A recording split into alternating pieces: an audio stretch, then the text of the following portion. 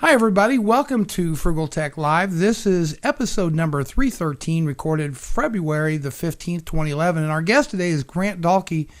He is the marketing, PR, and social media manager for Otherworld Computing, also known as Macsales.com. It's going to be a great show, so don't go away. We'll be right back with Frugal Tech Live.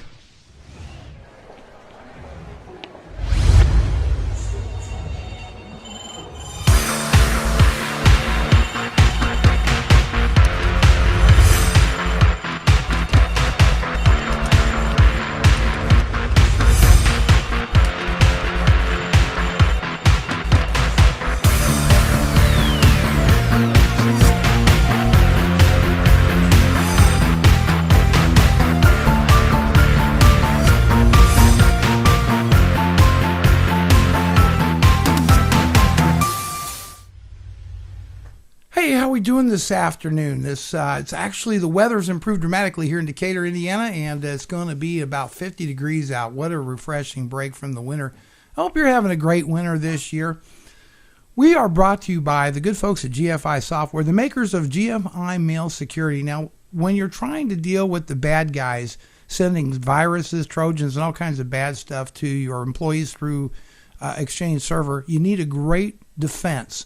And that's GFI Mail Security. Content blocking and filtering, and up to 5 different antivirus scanners can scan your email for Trojans, malware, malicious links, content. You got to check it out. And you can do that by going to frugalbrothers.com, clicking at Solutions tab, and downloading a full 30-day evaluation copy of GFI Mail Security. We're also brought to you in part by Telestream, the makers of Wirecast. That is the product that we use to do this show with. Wonderful folks to work with. It's a great application, gives you a lot of power. Heck, we don't even use a tenth of what this thing can do. Check it out today. Go to telestream.com and check out Wirecast. Also remind everybody to follow us, if you will, on justin.tv. Then come on over to live.frugalbrothers.com. That's where the built-in chat room that we moderate is at. And we also ask that you can follow us on Twitter. I'm Frugal Tech on Twitter and on YouTube as well. Our guest today is Grant Dahlke. He is the manager of social media, marketing, all kinds of stuff at Otherworld Computing, also known as Macsales. One of my favorite places to purchase products for my Macintosh. I just bought a 12 gig memory upgrade for the old Mac Pro here. So I'm going to bring him on, Mr. Grant Dahlke. A lot of fun to have Grant come on the show. Grant, how are we today? Oh, very well. I was loving your intro about talking about the 50-degree weather, because that 2 feet of snow that we got last week, which was kind of historic because it was, I believe, the first time that operations were ever suspended in OWC's history, because technically Woodstock got the largest amount of snow of any locale in the Chicago area. So it was an unbelievable storm up here. Some people are calling it the snowpocalypse. So yeah, we're very excited about 50-degree weather and melting all that snow. Well, you know what that means? It means floods. Here, at least around us, we're going to be needing an arc to get around shortly. But first time you closed, in your history? Wow, that's not good.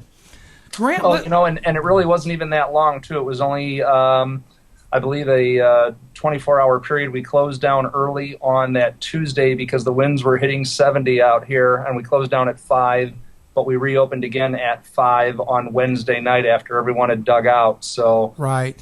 It was a very small interruption in service, and frankly, a lot of people, via social media, as you indicated, that's one of my responsibilities. We were really praised that even with having that delay, we still got product out without really any kind of delay experienced by our customers. So we were very pleased with what we were able to do with just really conditions that were unbelievable.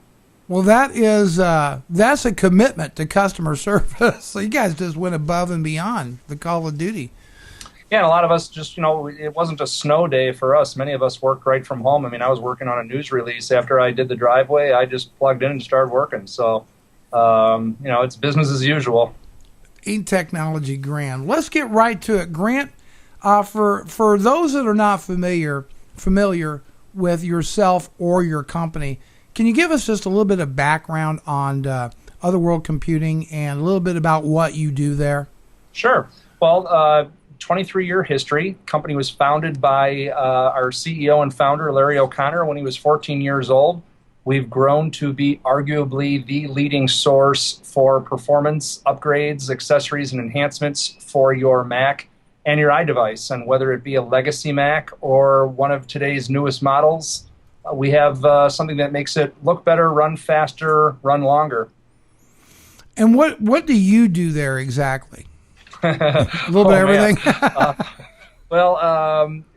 With title of marketing, PR, and social media, I'm probably the head cheerleader, the voice of the brand, chief evangelist, and as I like to say, the man behind the curtain. All of our social media, or majority of our social media, you're pretty much interacting with me. So it's not an impersonable, it's not something that's outsourced or offshore or anything else. We really believe in being very closely connected with our customers. So that's why I have those titles. I guess somewhere along the line I got pretty good at working with the public. Okay, so are you using like Facebook and Twitter and that sort of thing? When you say social media, could you be a bit more specific about how OWC takes advantage of social media? Sure. We have what we call the big four, Twitter, Facebook, and YouTube. One of the things that OWC is known for are our free installation videos. You don't even have to buy the product from us. If you want to see how to install a hard drive in your MacBook and you decide to buy it from a big box, that's fine. But we found that a lot of people, they start to vote with their dollars, and they say, you know what, this is a company that I trust, that takes the time to create these useful tools, so I'm going to support them. So again, it's Twitter, Facebook, and YouTube, as well as the number 4 one would be our own blog. And it's really become quite a destination portal all unto itself. There's many discussion topics going on there. Oftentimes we kind of light the fuse, so to speak, as far as the information, and then the community just takes over and starts to input information that, we're generally on top of just about everything, but sometimes these guys are diving so deep into an issue that it's like, we're just going to let them run with it. So that's our four-pronged approach to social media, and it's been working very well. Oftentimes people are just like, wow, it's kind of eerie that I just even mentioned you, and 5 seconds later you're emailing me, tweeting me, whatever information that I was looking for. Right. I think one of the things that really impressed me is because you've got a great resource going on for people, Mac users, on these videos on how to do things like install memory, hard drives, and other accessories to your Mac.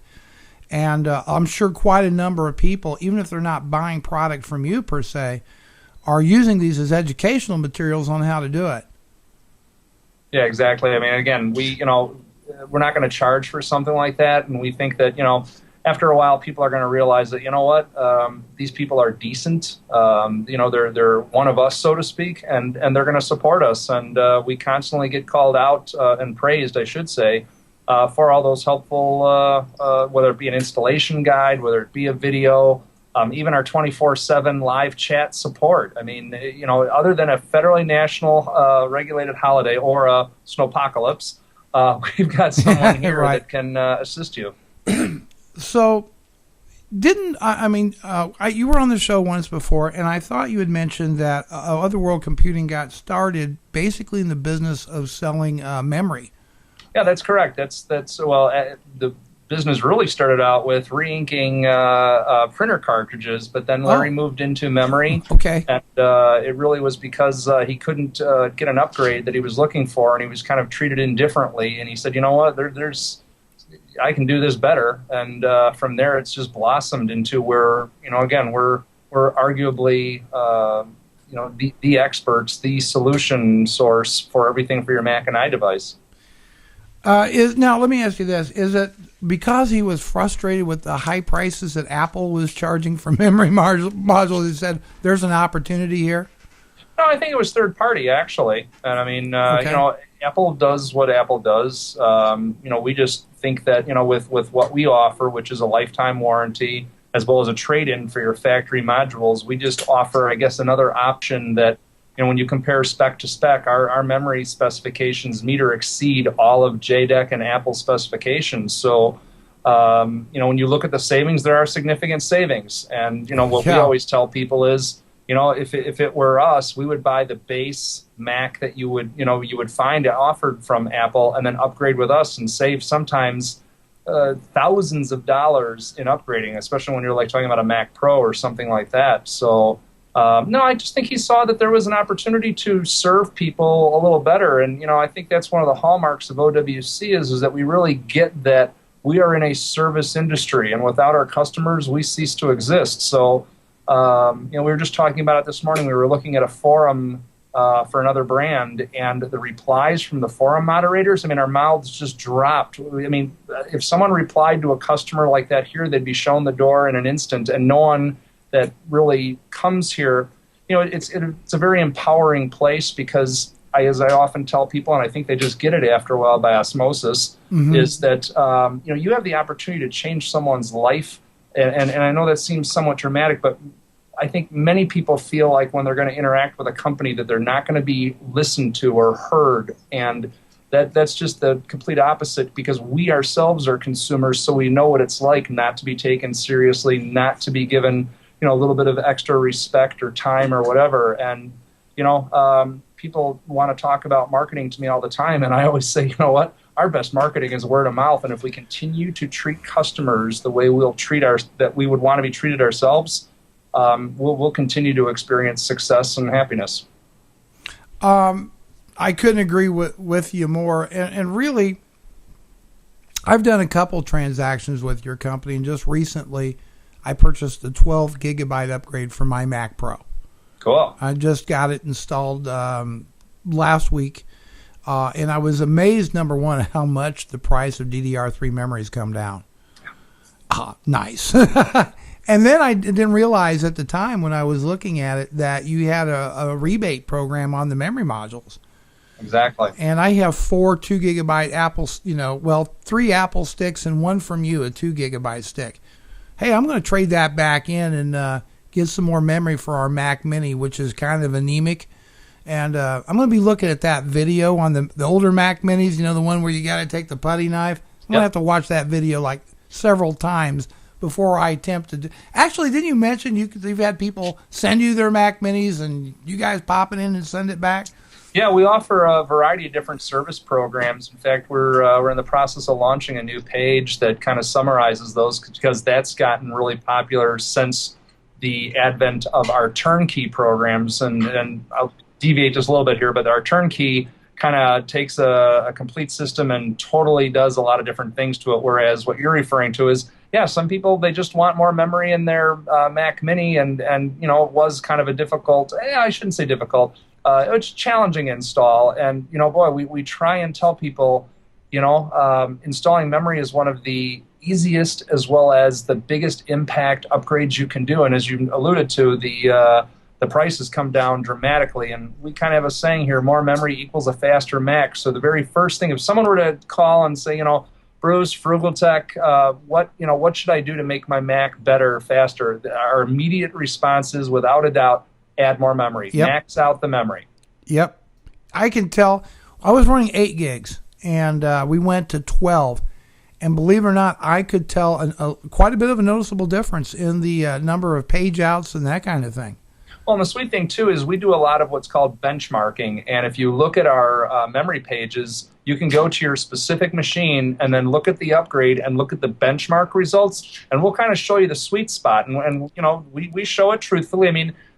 If you max it out, sure, that'll get you the most gain. Oftentimes, the biggest gain is that 12 to 16 range. That shows your biggest bang for the dollar. And it just depends then on, what you're really using your computer for. And for just typical general everyday uses, that mid-range for a Mac Pro with the 12 to 16 is outstanding. 32 is great, and the newer ones, you can go all the way up to 64, which is double the capacity of what Apple actually offers. But It's been tested and proven, and as we say, the proof is in the results. So look at the benchmark tests. Again, free service of ours, shows you what you should upgrade to. Well, a lot of us Mac users are using something like Parallels or Fusion and running Windows virtual machines. Now, I run one pretty much 24/7 on my Mac Pro, a Windows virtual machine. And I was able to, boost the memory on it and still have a real nice increase in performance on the rest of the computer by making that jump from 8 to 12 gigs. Yep. And the point is, and Grant's absolutely right, there is nothing else you can do to your Mac that'll give you as much performance increase for the money than a memory upgrade. The second thing, though, let's talk about SSDs for just a minute, because I know that's near and dear to your heart. That's another dramatic way to boost the performance of your Mac, is it not? Oh, absolutely. It's a little bit of a different aspect to it, and the real big gains you'll see, and that's one of the reasons why we show it as a bunch of shootout videos. Again, free of charge. You can see the difference, and it's kind of hard to buy something when you don't really see the actual results. So we've got a variety of different shootout videos, and what we're doing is comparing a variety of different machines to where oftentimes you can take call them a legacy machine and be faster than like a MacBook Pro, for instance. You can take a 3-year-old MacBook Pro and totally eclipse a brand new i7 in both the OS boot and app load. And so what we've done is we've created a routine, which is an everyday real-world routine of booting the OS and then loading 4 or 5 apps within Creative Suite 5. And oftentimes, our SSD models can do it in about 20, 30 seconds, whereas a hard drive-based machine takes often up to 1 minute and 40 seconds. And, there's a phrase, and most people are aware of it, time is money. And, when you extrapolate that out over a lot of different processes, like, let's say, rendering, a big file, especially, people that are working in Creative Suite, or even photographers with a bunch of raw files, things like that. The bigger the task, the bigger the processor-based task, the bigger the benefit an SSD can provide you, because the bottleneck in most computers these days now, after you max the RAM, it's going to be your hard drive. And so oftentimes the system basically is a lot faster than, it is. It's faster than the hard drive, and so the hard drive is the whole system's waiting for the hard drive to catch up. You no longer have to catch up anymore, because our SSDs are, as some sites have proclaimed, to be the fastest SSD on the market, and with consistent sustained speeds of 285 megasecond. Wow, that's moving on. Now, one question that I get asked once in a while is, number one, what do you recommend that we get a big SSD drive, which is going to be very expensive, or do we get a smaller one and then use a more of a traditional internal hard drive for, data files and that kind of thing? Well, great question, and you're definitely doing the right thing about thinking that out. Me personally, and I'll give the truthful advice, I would buy the SSD that gives you the space you need for your boot and app load. Now, we go anywhere from 40 gig all the way up to 480 gig. People, 40 gig, what am I going to put on that? Well, that's exactly to illustrate your point. If you're just going to use this as a boot and app load drive, and really think of it as, if any of your listeners and viewers, if we're live on chat here, we are. Have ever done a processor upgrade in the past, this is like almost dropping in a new processor, because it really frees up the processor to really run at the speed it was intended to. Okay. So if you can get by with the smallest gigabyte SSD, that's what I would recommend. It tends to be that the 120 gig seems to be the sweet spot for people. It gives them enough room, plus gives them a little bit of storage, but still, they're going to offload their storage externally. Now, one of the things that OWC has come up with, especially for MacBook and MacBook Pro owners, is what we call the data doubler, which is a custom bracket. You remove your optical drive, which most people aren't using their optical drives anymore. Nope, you're right. You put in the data doubler, and now you can have a dual internal drive setup. So you could either have 2 SSDs, you could put a really big hard drive in, and then for storage, and then use an SSD for your boot and app load. However you want to do it. You could even RAID the 2 SSDs together, and we've seen RAID performance with 2 SSDs upwards of 400 megasecond. So you're eclipsing the SATA bandwidth then at that point. So how fast you go doesn't matter how much money you have, bros. well, they don't call me Frugal Tech for nothing, okay? And but I think that would be a very sound investment to do that. As it's kind of interesting, because we're hearing rumors that the MacBook Pros, for example, are due for a refresh. It's imminent. The big box stores and stuff are running low on inventory, can't get inventory. And I think when Steve Jobs demoed the latest MacBook Air, he kind of alluded because it doesn't have an optical drive.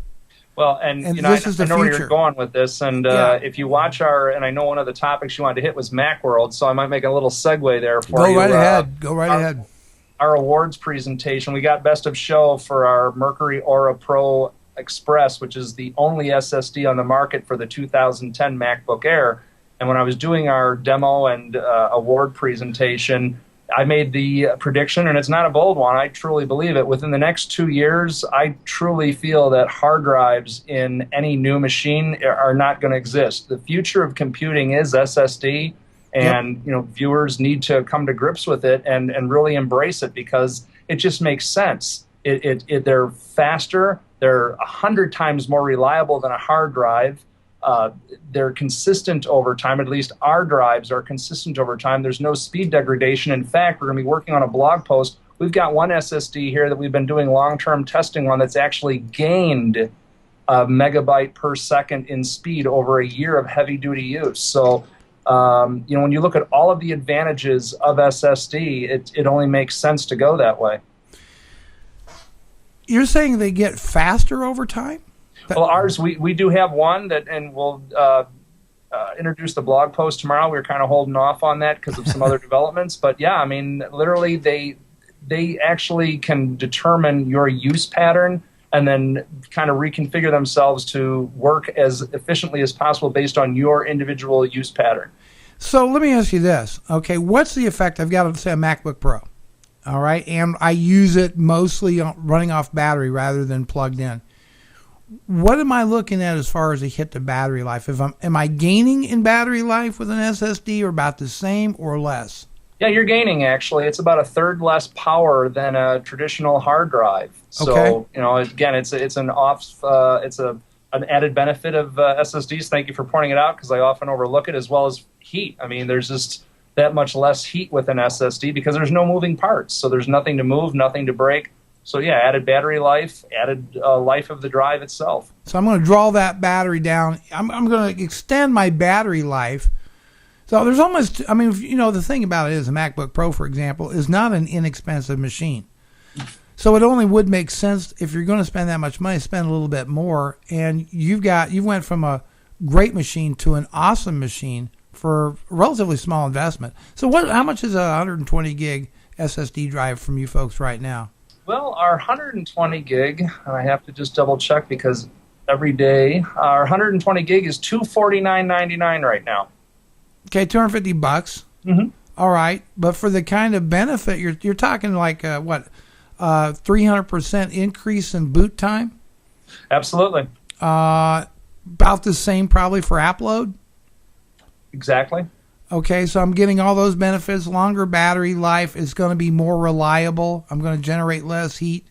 That's really a small price to pay then for that kind of performance. Agreed. And the other thing that a lot of people don't remember, I guess, is because everyone gets hung up on the real big and exciting things about speed is that these are silent too. There's no moving parts, so it's eerie. Some people just can't get used to the. I was reading someone today that said, where's the click-clack of a clock mechanism, basically? See, I see that as a bad thing, Grant. that noise thing, that scares me when I can hear my hard drive. Yeah, so. I don't get good vibes from that at all. So now, do you guys, what's the process in these? They install just like a typical hard drive would install? Nothing major there? Well, we have it depends on the one you're looking at. Most of our form factor of our SSDs are 2.5 inch. So they'll go right into a notebook because all notebooks have 2.5 inch. Right.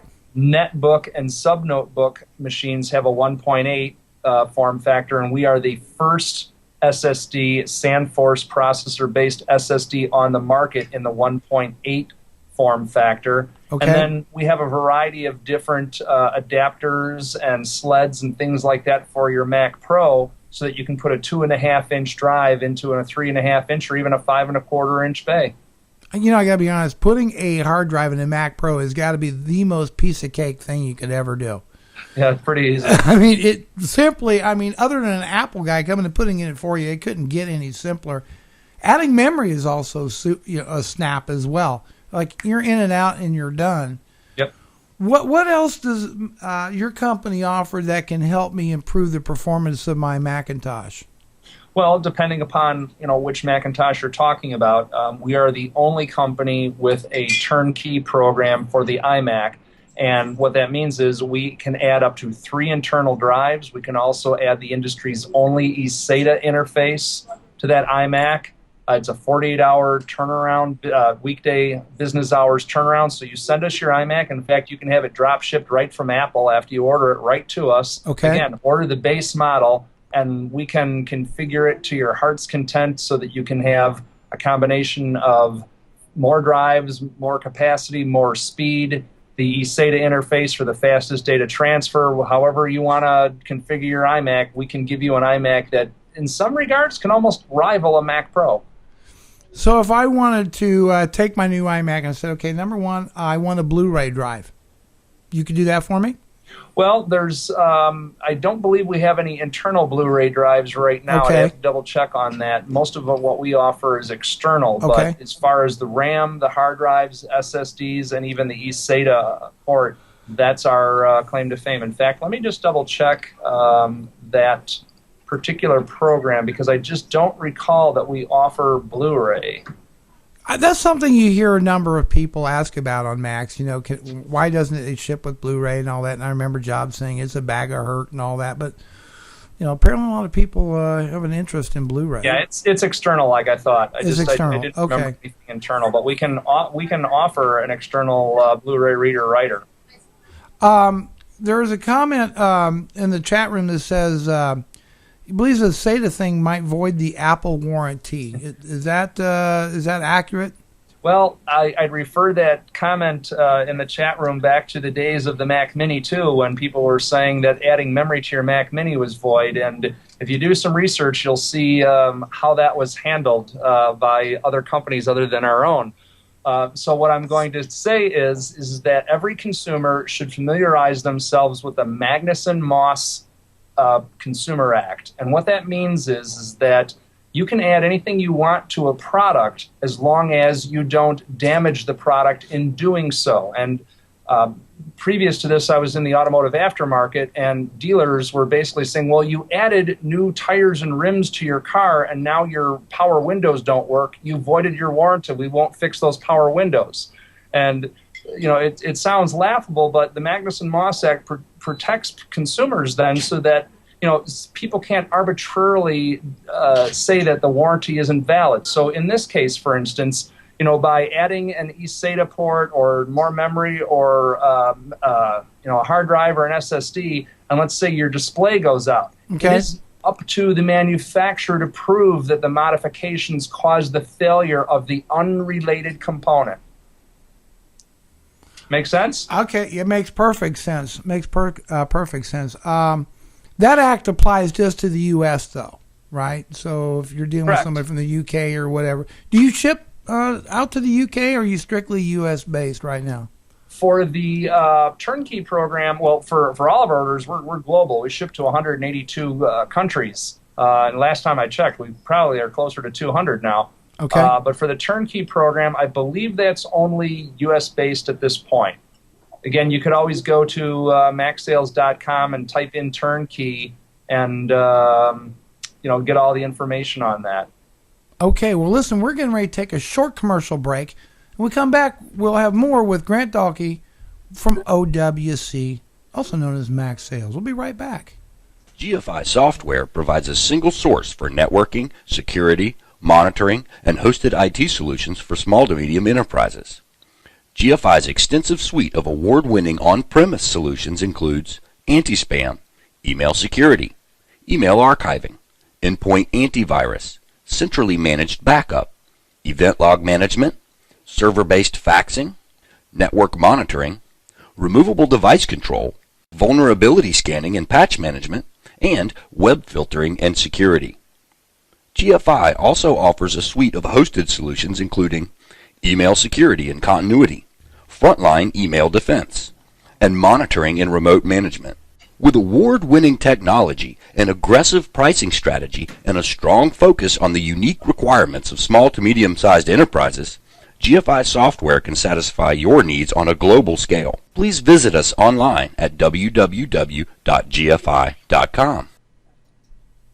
And we're back with Grant Dahlke from Otherworld Computing, who has the site Macsales.com. You can follow them on Twitter, by the way, at Macsales on Twitter. And I'll remind you, if you're over at watching us on Justin.tv, come over to live.frugalbrothers.com. That's where the live chat room that we moderate is. And we're back with Grant.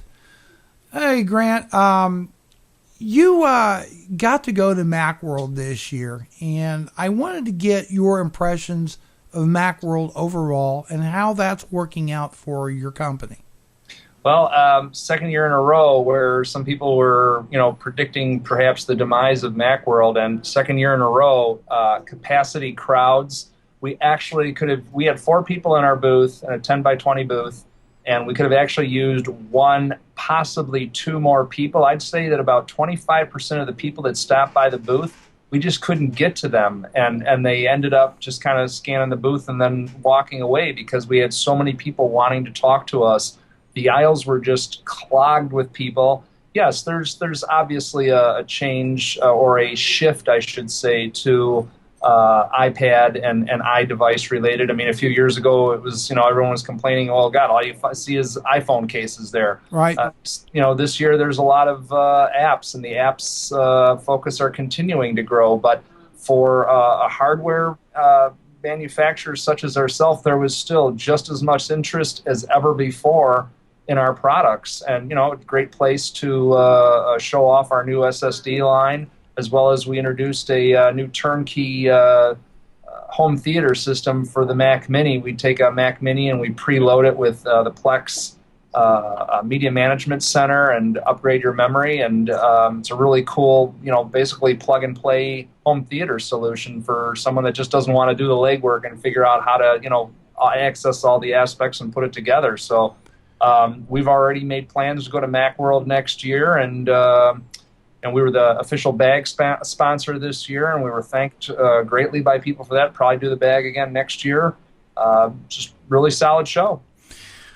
One thing, Grant, I think that, I get that there's a lot going on with the iOS devices and all that, but I think what people kind of forget is that Apple's also selling a record number of Mac computers. Yeah, exactly. Laptops and, iMacs are selling in record numbers. And there is, there's going to be a growing interest in accessories and hardware for the Macintosh computer along with these mobile devices. Well, the one thing that I think a lot of people forget about is that, and we have this debate on our podcast, which if some of your listeners ever want to check it out, it's OWC Radio. And it's a fun podcast because, boy, we really get after each other on it. Sometimes there's some rants. I was ranting last week. Everything that Apple was doing, I was just yelling about. So, really? Give me a rant. Give me a rant. Boy, I'm trying to remember. Once I rant, I'm kind of done. Actually, it wasn't about Apple. It was about Motorola's take on the 1984 ad for the Super Bowl. And my bottom line is you're going to take on something iconic like that, you better knock it out of the ballpark or don't even step up to the plate. So as you can see, I get a little passionate about things. But going back to the Macworld and really the focus of it, you need for an iPad, don't forget, any iDevice, you need a computer to sync it with, and you need to attach it to it straight out of the box. So this debate as to whether or not the iPad is a computer or not, is it going to replace computing? Right now, really can't do much with an iPad to begin with unless you have a computer to do something with it. So, you're exactly right. I think Apple's market share, and boy, I could be wrong on this, and I'd have to go through the notes on our podcast, but their recent market share overall is like 10% of the market, and it's growing exponentially. So, you're still going to have people that are using machines coming to Macworld, and I'd say that if you've got a Mac, you'll still find things there that are useful and helpful for you to go. So you should continue to go to the show. Well, I think what's very, very smart about what you're doing, and here's a little factoid that I found, was that Apple, the Macintosh computer line, has 90% of market share of all computers over $1,000. So when you look at it from that perspective, okay, and there's a lot of people that will spend good money to get a good computer. Apple is 90% of that market. And those are the folks that you want, because they're going to be the ones more willing to invest in the SSDs, for example, RAM upgrades. They're very more serious about their computer. It's a very important tool in their life. No knock against Windows PCs by any stretch of the imagination. But and I tell you, I've had some guests on recently. I've had the folks from Acclivity. They make Account Edge for the Mac. They were a guest on the show. We had Market Circle. They make Daylight CRM for the Mac. And people use Macs for business as well as home users, right? Absolutely. And, just like in my case, I'm running Windows virtual machines. I personally tend to believe that the future of operating systems is virtualized in some fashion or another. It only makes sense because you can do, I just think like the Mac Pro is the most versatile machine out in the market today. It costs a little bit more to acquire, but, they'll last for years if you take care of them. Absolutely. So yeah, I mean, again, there's quite a few things that you can find out about your Mac, and it's also a great place to just, someone, we often, I'd say maybe 20-30% of our questions are something that they're experiencing with their Mac, and they just haven't been able to find the resource to do it. And so you're talking to people that really inherently know these machines, front and back, and we can give them kind of a tip or advice on, hey, did you think about this or did you do that? And there's still a lot of people that are still using a lot of legacy machines. I mean, we're talking, PowerPC based, pre-Intel, and you know what? There's nothing wrong with those machines. And in fact, nice segue. We're the only SandForce processor-based SSD on the market for those IDE ATA machines. So if you have a PowerBook, an iBook, a G4, ear drive door, great, tower machines from, the last 10 years, we can make that machine run unbelievably fast with one of our SSDs. And again, we're the only ones that offer that for that interface. So back to Macworld, how, because I'm hearing that Macworld is done well for a number of people. Do you see this as a strategic part of your marketing for your company to be there at Macworld every year? Oh, sure. Absolutely. I mean, anytime you can get into the community, so to speak, in a large way, we literally couldn't leave the booth to go to the washroom. And when one of our guys went to go to the washroom, it just really fell apart then. So, I mean, just think about how many people that must be standing there wanting to talk to you. Right. Anytime you can go out and talk to the masses, so to speak, that have a common interest and are basically prospects for you to develop a relationship with, it's at the top of our list. So let me ask you this question. I'm sure you've dealt with the PC and Windows group of people, and you've dealt with the Apple group of people. Do you think the Apple community is more fanatical about their computers than the PC world? No, I wouldn't say that. I think it's just, it's where we've carved out a niche for ourselves, and I'm glad you bring it up because, our SSDs are PC compatible as well. It's just, as I like to call it, it's the bigger pool, so to speak. I mean, are we the big fish in a little pool right now? Yeah, absolutely. We look at the PC market from time to time and we try to address it, but, that requires a set of challenges and perhaps infrastructure that, want to approach that very carefully because we never want to affect the ability for customers to contact us, reach us, and get a prompt reply. So, you don't want to necessarily abandon what, the person that took you to the dance in order to dance with, the head cheerleader, so to speak. Right. Well, there is a lot, maybe shifting gears just for a moment, there is a lot going on with iOS devices. Let's be very realistic here. It's going to be a growing segment of business. Estimated 70 million iPads may be sold in 2011. That's something very, very important to look at. What's OWC doing to work with that market? Oh, right now we're focused on accessories and features that let you get a little more functionality out of the iDevice, as opposed to going inside and upgrading anything. We've been pretty busy with our SSDs, so we really haven't started ripping apart iPads to say, okay, can we change a SSD in it? Can we do something more with it performance-wise internally? Mm-hmm. Externally, we've got arguably the nicest, highest-end carrying case. It's called the iFolio. It's made out of Brazilian leather, completely hand-stitched, assembled, created in this country in the U.S. There you go. And if you're an executive, if you're a doctor, a lawyer, or a fashionista, we've got 11 different colors. And again, this is top-grade leather. It's not a cheap case. Okay. I mean, they start at $99, but again, taking that, point that you make that, it's an investment in your technology. When you want to protect your high tech as well as make it look good and make yourself look good in the process, that's where we put our efforts into in the iDevice area. So products like the iFolio.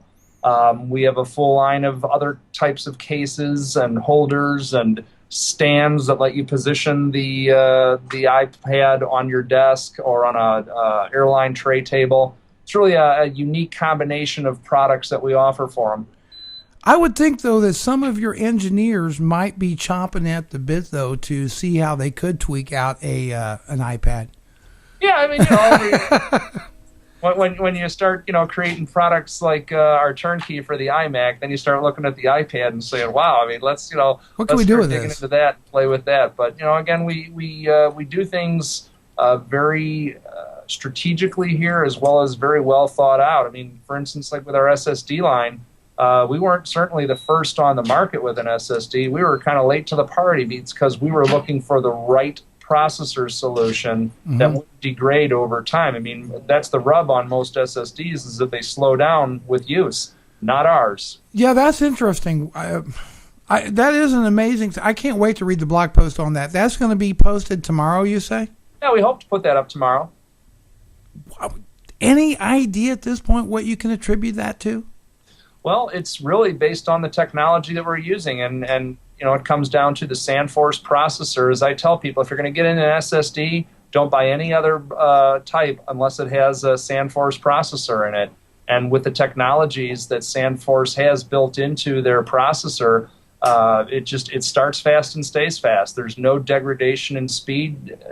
With the over-provisioning, it almost has like an internal RAID array to it, so that some of the capacity is held back. So if there ever was a bad data block or a bad cell, let's say, the drive just seamlessly just handles that and moves on. It doesn't cause any kind of glitch or slowdown in performance. I want to address something in the chat room. Does this include the buggy SandForce that Intel record? I think you're referring to the Sandy Bridge. That's different. Yeah, that's a different thing. But moving along, what about external drives? That's also a big part of what you do there, right? I mean, there's still a huge market for external drives. Yeah, as I like to say, and some people are like, "Oh, here goes Grant on his broken record." I mean, OWC is known for its memory and its external drives. There you go. Our Mercury Elite line, again, arguably is probably the best-selling external drive line on the market available today in the Mac community. It's proven itself over 20 years. We started with the Classic and the Neptune. Now we've got the fastest portable drive, the On-the-Go Pro. Macworld claims it's the fastest portable drive they've ever tested. We've got everything from bus-powered pocket-sized portables to multi-bay desktop RAIDs with up to 12 terabytes. So, whatever kind of storage need you have, whether it's, mobile or, you're an AV production studio, some of the top film studios in this country use our drives for their post-production. We have a solution for you. And those are available, as you said, with a USB interface, FireWire. You support FireWire? Gosh, yeah. We have everything from USB 2 only all the way up to quad interface, which is FireWire 800, 400, USB 2. We've even offering USB 3 on some of our models now, and eSATA. Speaking of USB 3, do you think we're going to see a refresh of the Apple products supporting USB 3? Well, or is this going to be a turnkey opportunity for you? Boy, I wish we had some insider information, but that company out in Cupertino keeps things kind of close to the vest sometimes. They do. They do. But is this something you could offer in your turnkey solution at all? We haven't offered USB 3 yet. We just, the eSATA is the way to go. Okay. For the fact that, we just there's more options on the market right now as far as PCIe cards and things like that offer eSATA to it.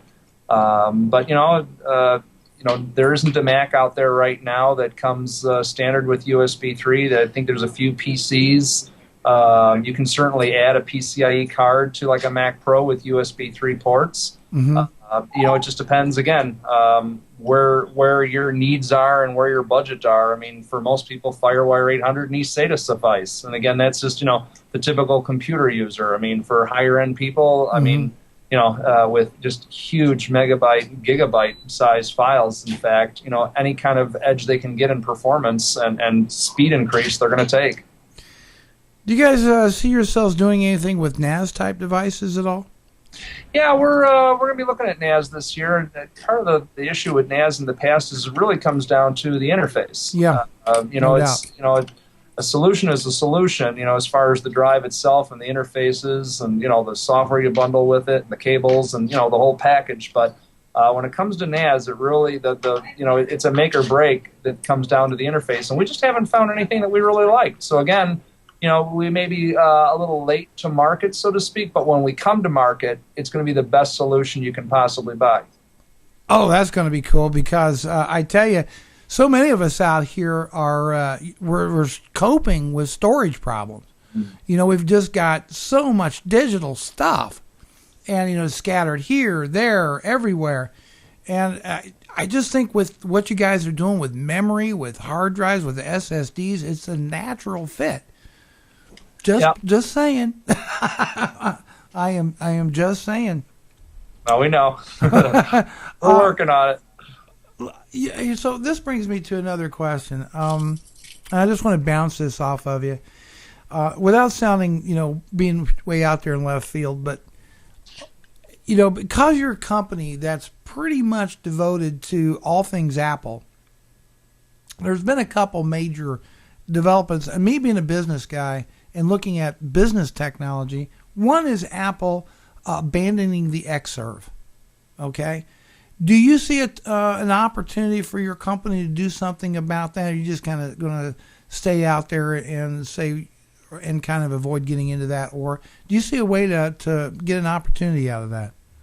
We haven't really addressed it internally. Again, I think part of it is that we've been so focused on our SSD line because, again, we've kind of got a leadership status at this point, and we're not really too willing to relinquish it at this point. No, I don't blame you there. Right, sure. The Xserve market is, it's going to be, low volume, high margin, and it's not really a space that I'd say that. We've got a great line of rack mount external drives in that market, we understand, but actually a server area like that, we probably have the intelligence here to pursue that, but it's just not something on the roadmap at this point. We're a little more mass focused, trying to bring higher technology products to perhaps the majority of people that can use it, and explaining it in a way so that they understand why they can use it. And a great example is when I first started here, and I had been out of the industry for a little while doing some other things. People were talking about RAID. I'm like, what are we, killing bugs? Right. That's good. Okay.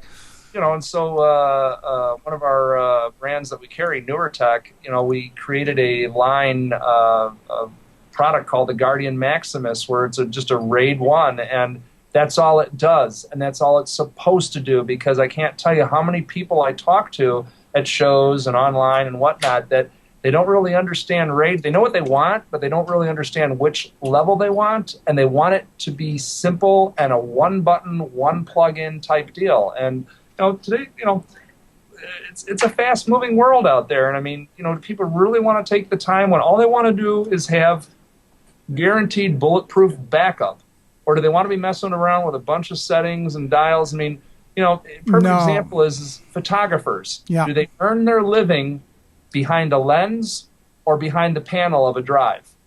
Well, we all know the answer to it. Right. So you've got to create a solution basically that they can just plug in and give them what they want, which is bulletproof backup. That is a great way of thinking about it. It's all about, to me, the user experience. Yeah. Okay, and you're absolutely right. Bulletproof is what we want. That's one of the things that made Time Machine so popular for a lot of Apple users, because it's the most brain dead simple backup application you're going to find. Well, and I don't remember what book it was, but Steve Jobs was quoted once as saying that he got his best ideas from walking around an appliance department at bigger stores. And I would say that since I've been in the industry since the late '80s and really was competing against Apple head to head with an Apple II clone at the time, they've definitely consumerized both the product and their message. I mean, people often try to emulate Apple's marketing. Well, they've done a great job with it because they break down the tech into easily understood features and benefits, and then for those people that want to go beyond that, there's a platform in which to do so. But I mean, for the masses, you can start that device, whatever it may be, and instantly start using it. And that's always been the rub on, and not so much anymore, but back in the day with a Windows PC, you literally had to be trained how to use that machine. You're absolutely right. And that makes a whole lot of sense. But we're going right back to the whole thing again about the user experience. Yeah. And that's what they've been very, very good at. Again, no slam against the PC world. I think Windows 7 has made dramatic inroads as far as, and as far as usability and some other things. I think Windows 7 is an excellent operating system. But we're talking about, the Mac today, and is such even though doesn't have the market share of the PC, it's got 90% of the share of all computers $1,000 plus. Well, and there's something to be said for that, because the last time I checked one of the user satisfaction rankings, Apple by far and away blew away everyone out of the water when it comes to owner satisfaction in terms of usability as well as reliability of the device. Their failure rate is much less than any other competing brand on the PC side of things. So there's a premium for that, and if people are willing to pay a premium for reliability and an improved user experience, well, maybe other people ought to wake up and listen to that. Just per anecdotal, and I don't spend money haphazardly. Let me tell you what. But my wife has never been a big fan of computers. In other words, she's never been really attached to a machine. We bought a MacBook Pro a year ago, and I mean, that is her best buddy in the world, is that MacBook Pro. You couldn't pry it out of her hands for nothing now. Well, and oftentimes I think Apple products do have a bit of a cachet to them. I mean, when you open up that 15-inch MacBook Pro and it just looks beautiful. I mean, I do it on an airplane and people kind of just look over, even people that are next to me, they're like, ooh, I mean, but when the iPhone was first introduced, I was reading that over in Asian markets where they couldn't even get service for it, these things were selling like hotcakes because people just wanted to be seen with the thing, Right, so, right, yeah.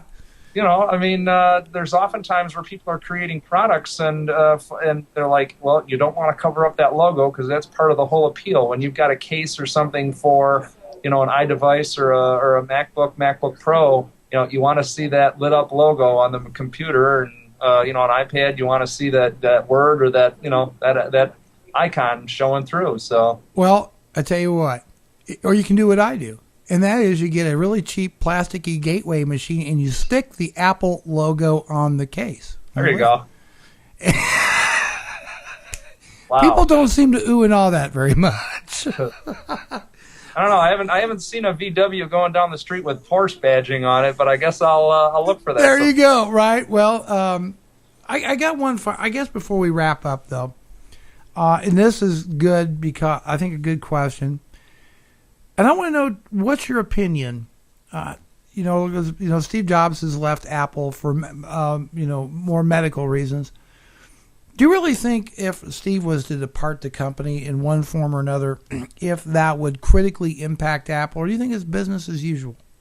No, I don't think it'll impact it at all, frankly. Looking at our own company, when you've got a visionary leader, people tend to gravitate towards that. If something, and just, for all the people out there, just think about it.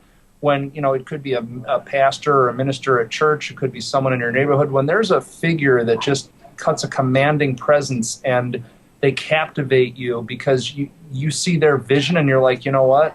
I like that and I agree with that. And that's the right way to do something or the right product we should introduce. Mm-hmm. There's people there that, Tim Cook has been running the company basically for the last couple of years anyway. So. Yes. As any smart executive, Steve has gotten people around him that think like him, move in the same speed as him, and that's the same thing here with OWC and OWC Larry.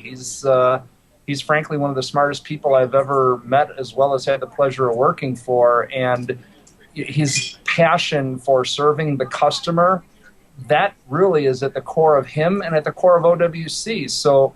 Someone could say the same thing about OWC and say, well, if something happened to Larry, what would happen?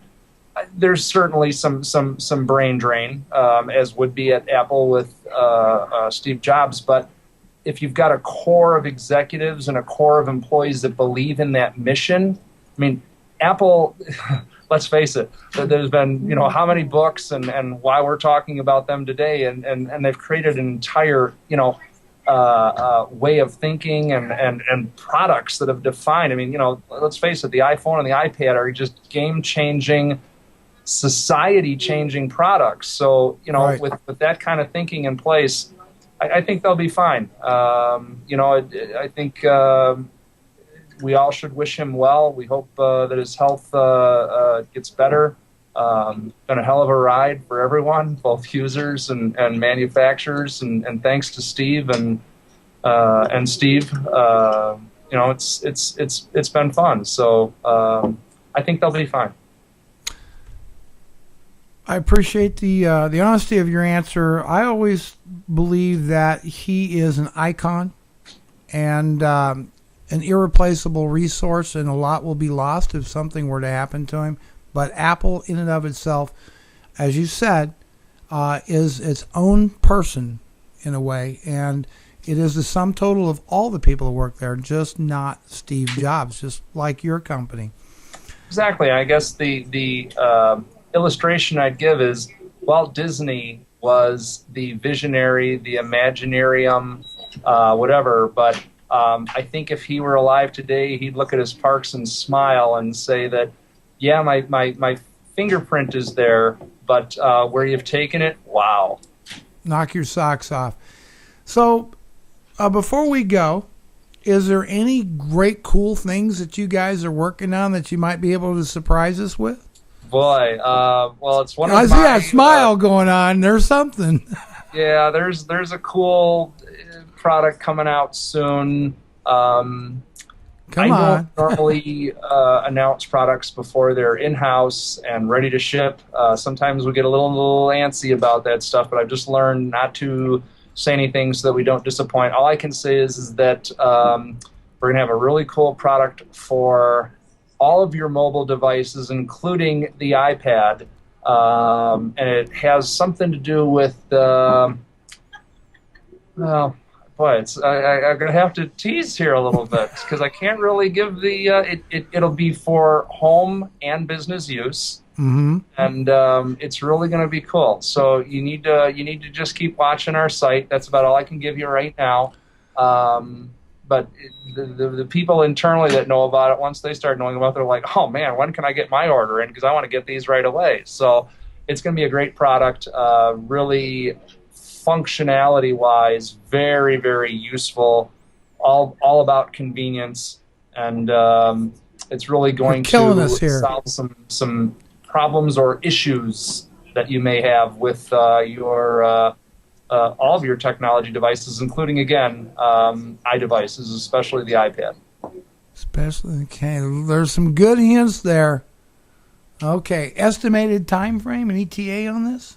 You know what? We were almost ready to announce last week, but then we were waiting to get some more information, and it could be as early as next week. I've got the news release mostly written. Oh, so. You're such a tease. Make sure that you better follow Macsales on Twitter then. You're hearing. Well, I'll give your listeners, viewers, this then at least, Bruce. Is okay. That you're hearing about this product, or at least the potential aspects of this product here first. So we haven't rumored about it anywhere else. So I know that I've been not very specific about it, but I've given you the application at least for it. So you have. I think there's going to be some discussion about this. There's just no doubt. All right. As always, I try to give our guests the last word before we end the show, and the audience is yours. Anything you'd like to say before we end the recording? Hello. Okay, so we've had a freeze there with Grant. No, I'm here. Oh, okay. Oh, okay. I thought you were. No. I'm sorry. I thought I thought Skype had froze up. It does that from time to time. We appreciate your interest in us as well as your listeners and viewers. If you don't know about OWC, try us out. You'd be very pleasantly surprised at the speed and responsiveness of our shipping, of any information inquiries you may have, the competitive pricing, as well as just the outstanding performance that our products deliver. There must be a reason why we're going in our 23rd year of operation. And, while we've won, Inc. Magazine's fastest, or been listed to Inc. Magazine's fastest 5,000 companies for the last 4 straight years. The really cool thing about OWC is check out all of our green features. We're the first U.S. technology company to be 100% wind powered. We installed our own wind turbine here on site. Totally self-funded. Larry did not go for any kind of government funding or anything like that. We're self-sufficient, and it just goes to our theory of that you should maximize your resources, and we kind of pride ourselves on helping you maximize your investment in technology, whether it be a legacy machine or a brand new one. We keep your Mac running faster, newer, longer, better.